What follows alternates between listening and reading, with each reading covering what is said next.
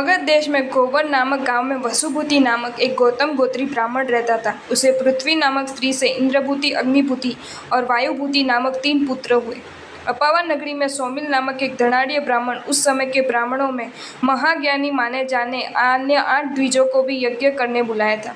सबसे बड़े इंद्रभूति गौतम गोत्री होने से गौतम नाम से भी पहचाने जाते थे। यज्ञ चल रहा था। उस समय वीर प्रभु को वंदन की इच्छा से आते देवताओं को देखकर गौतम ने अन्य ब्राह्मणों को कहा, इस यज्ञ का प्रभाव देखो, हमारे मंत्रों से आमंत्रित देवता प्रत्यक्ष यहाँ यज्ञ में आ रहे हैं। उस समय यज्ञ को बाड़ा छोड़कर देवताओं का संवत्सरण में जाता देखकर लोग कहने लगे, नगरजनों, सर्वज्ञ प्रभु उद्यान में पधारे हैं। उनकी वंदना करने के लिए ये देवता हर्ष से जा रहे हैं। सर्वज्ञ ऐसे अक्षर सुनते ही मानो किसी ने वज्रपात किया हो, उस प्रकार इंद्रभूति कोप कर बोले, अरे धिक्कार धिक्कार, मरु देश के मनुष्य जिस प्रकार आम्र छोड़कर करील के पास जावे, ऐसे लोग मुझे छोड़कर उस पाखंडी के पास जाते। क्या मेरे से अधिक कोई अन्य सर्वज्ञ है? शेर के सामने अन्य कोई पराक्रमी होता ही नहीं। कदापि मनुष्य तो मूर्ख होने से उनके पास जाए तो भले जाए, मगर ये देवता क्यों जाते हैं? इससे उस पाखंडी का दम कुछ महान लगता है। इस प्रकार अहंकार से बोलता हुआ गौतम 500 शिष्यों के साथ संवत्सर में सूर नरों से घिरे हुए श्री वीर प्रभु जहाँ विराजमान थे वहां आ पहुंचे। प्रभु की समृद्धि और चमकता तेल देखकर आश्चर्य पाकर इंद्रभूति बोल, ये क्या? इतने में तो, हे गौतम, इंद्रभूति आपका स्वागत है, जगत गुरु ने अमृत जैसे वाणी में कहा। यह सुनकर गौतम सोच में डूबा कि क्या ये मेरे गोत्र और नाम को भी जानते हैं? जानता ही होगा ना, मुझ जैसे जग प्रसिद्ध मनुष्य को कौन नहीं जानेगा। परंतु यदि मेरे हृदय में यह संचय को वो बताए और उसे अपने ज्ञान संपत्ति से छेड़ डाले तो वे सच्चे आश्चर्यकारी है, ऐसा मैं मान लूँ।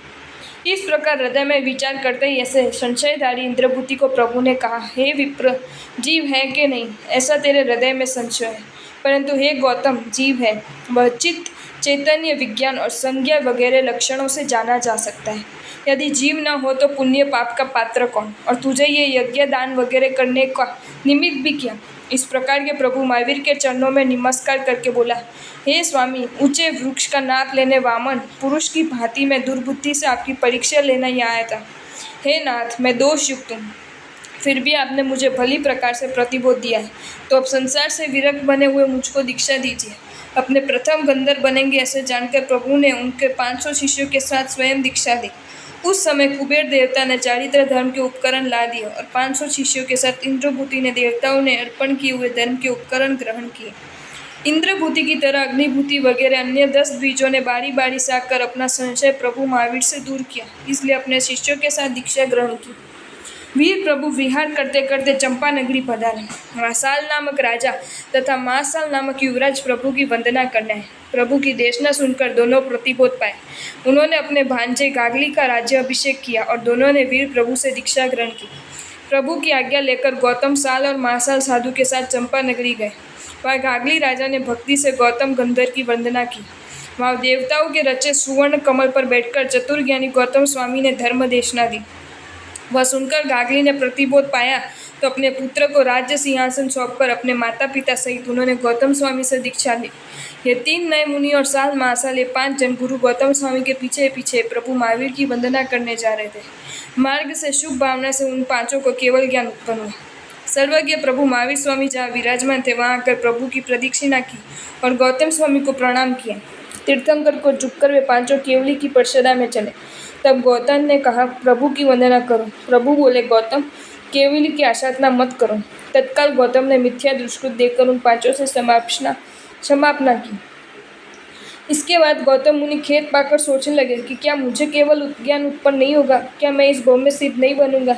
ऐसा सोचते सोचते प्रभु ने देशना में एक बार कहा हुआ याद आया कि जो अष्टापद पर अपनी लब्धि से जाकर वहाँ स्थित जिनेश्वर की वंदना करके एक रात्रि वहाँ रहे, वह उसी भव में सिद्धि को प्राप्त कर लेता है। ऐसा याद आते ही गौतम स्वामी ने तत्काल अष्टापद पर स्थित जिन भीमों के दर्शन करने जाने की इच्छा व्यक्त की। वह भविष्य में तापसों को प्रतिबोध होने वाला है। ये जानकर प्रभु ने गौतम को अष्टापद तीर्थंकरों की वंदना के लिए जाने की आज्ञा दी। इससे गौतम बड़े हर्षित हुए और चरण लब्धि से वायु समान वेग से क्षण भर में अष्टापद के समीप आ पहुंचे। इसी अरसे में कौंडिन्य, दत्त और सेवाल वगैरह 1500 तपस्वी अष्टापद की प्रथम सीढ़ी तक ही आए थे। दूसरे 500 तापस छठ तप करके सूखे कदापि की पालना करके दूसरी सीढ़ी तक पहुंचे थे। तीसरे 500 तापस आठम को तप करके सूखी काई का पालना करके तीसरी सीढ़ी तक पहुंचे थे।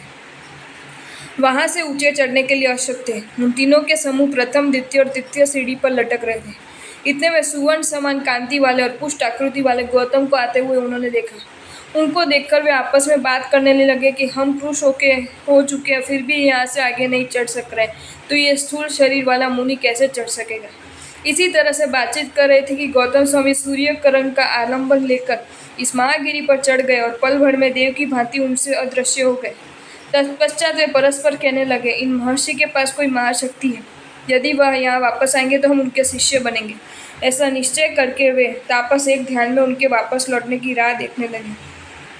अष्टापद पर्वत पर 24 तीर्थंकरों के अनुपम बिंबों की उन्होंने भक्ति से वंदना की। तत्पश्चात चैत्य में से निकलकर गौतम गंधर्व एक बड़े अशोक वृक्ष के नीचे बैठे। वहाँ अनेक सूर, असुर और विद्याधरों ने उनकी वंदना की। गौतम गंधर्व ने उनको योग्य देशना दी। प्रसंगापात उन्होंने कहा, साधुओं के शरीर शिथिल हो गए होते हैं और वे ग्लानि पा जाने से जीव सत्ता द्वारा कामते कामते चलने वाले हो जाते हैं। उनके वचन सुनकर वैश्रमण कुबेर उन शरीर की स्थूलता देखकर ये वचन उनमें ही अघटित जानकर जरा ही सा हंसा। उस समय मन पर्यवज्ञानी इंद्रभूति उनके मन का भाव जानकर बोले, मुनिपने में शरीर की कृष्णता का कोई प्रमाण नहीं, परंतु शुभ ध्यानपने में आत्मा का निग्रह करना ही प्रमाण है। इस बात के समर्थन में उन्होंने श्री पुंडरीक और कंडरीक का चरित्र सुनाकर उनका संशय दूर किया।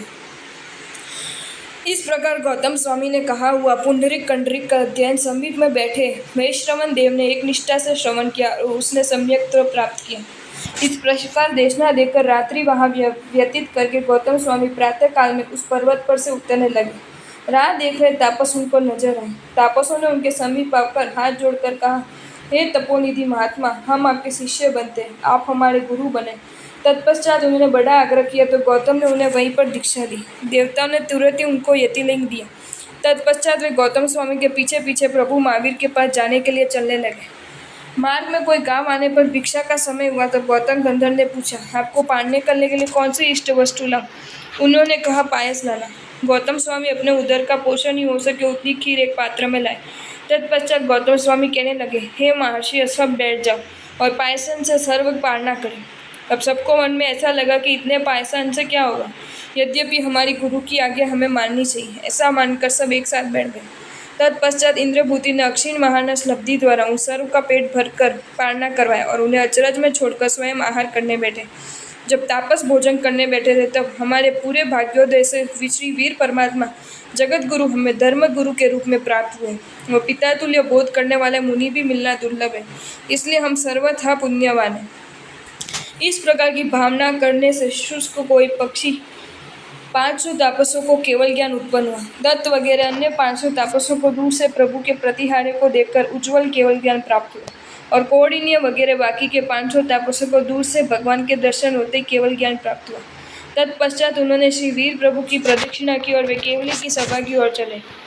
गौतम स्वामी ने कहा, इन वीर प्रभु की वंदना करो। प्रभु बोले, गौतम, केवली की आशातना मत करो।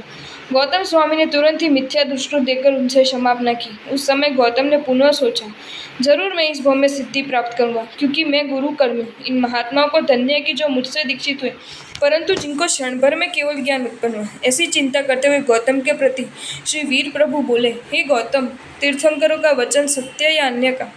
गौतम ने कहा, तीर्थंकरों का। तो प्रभु बोले, अब अधैर्य रखना मत। गुरु का स्नेह शिष्यों पर द्विदल पर के छिलके समान होता है, वह तत्काल दूर हो जाता है, और गुरु पर शिष्य का स्नेह है तो तुम्हारी तरह उन्न की कड़ा जैसे दृढ़ है। चिरकाल के संसर्ग से हमारे पर आपका स्नेह बहुत दृढ़ हुआ है, इस कारण आपको केवल ज्ञान रुक गया।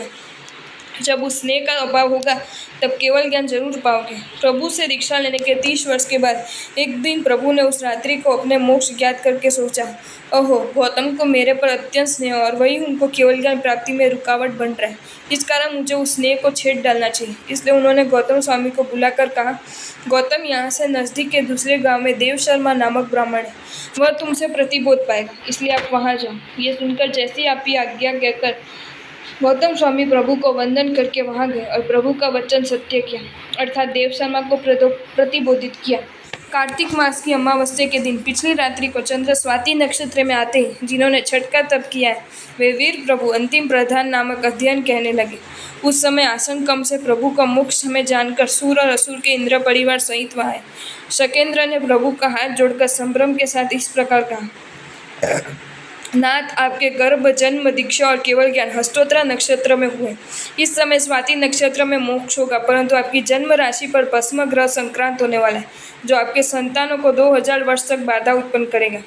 इसलिए वह भस्म ग्रह आपके जन्म नक्षत्र संक्रमित हो तक आप राह देखें। इस कारण प्रसन्न होकर पल भर के लिए आयुष्य बढ़ा लो, जिससे दष्ट ग्रह का उपशम हो जाए।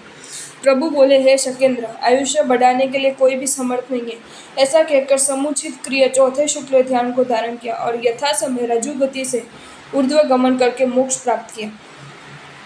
श्री गौतम गंधर्व देव शर्मा ब्राह्मण को प्रतिबोध प्राप्त कराकर वापस लौटे। मार्ग से देवताओं की वार्ता से प्रभु के निर्वाण के समाचार सुने और एकदम भड़क उठे और बड़ा दुख हुआ। प्रभु के युद्ध गुण याद करके वीर हो वीर ऐसे बिलबिलाहट के साथ बोलने लगे। और अब मैं किससे प्रश्न पूछूंगा, मुझे कौन उत्तर देगा? अहो प्रभु, आपने ये क्या किया? आपके निर्वाण समय पर मुझे क्यों दूर किया? क्या आपको ऐसा लगा कि ये मुझसे केवल ज्ञान की मांग करेगा? बालक बेसमझ से माँ से पीछे पड़े, वैसे ही मैं क्या आपके पीछा करता? परंतु हाँ प्रभु, अब मैं समझा। अब तक मैंने भ्रांत होकर निरोगी और निर्मोही ऐसे प्रभु में राग और ममता रखी। ये राग और द्वेष तो संसार भ्रमण का हेतु है। उनका त्याग करवाने के लिए परमेश्वर ने मेरा त्याग किया होगा।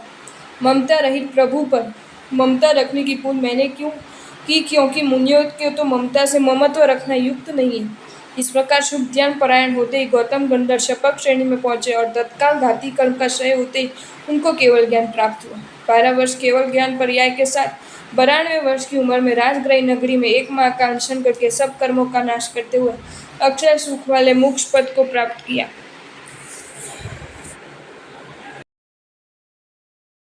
आपको ये वीडियो अच्छा लगा हो तो इसे लाइक करें और शेयर करें, और ऐसे ही नए नए वीडियोज़ देखने के लिए सब्सक्राइब करें हमारी channel Jain facts and stories को।